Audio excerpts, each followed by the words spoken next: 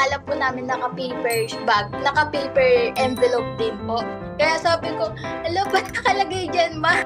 Parang tinahi pa talaga yun ng lola ko para ilagay lang talaga yung pera na yun. Pinaglumaan na ata po yun si lola.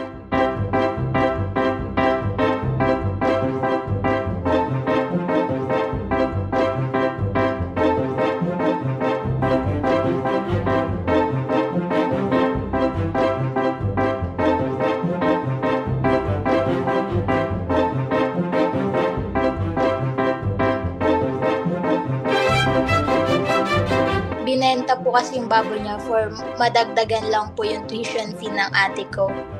Si lola naman po to the rescue talaga siya. Tapos sabi niya ibenta daw po niya muna yung alaga niya doon.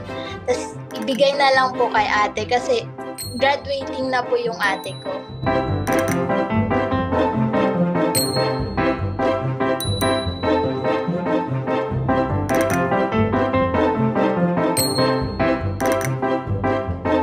Yung last money niya po talaga, ibibigay niya po yun para sa mga anak niya na nangangailangan po ng tulong.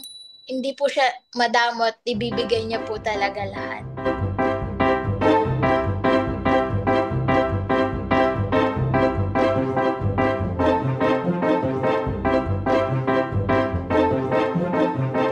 Hindi ko na sana mag-viral po yun. Masaya po ako.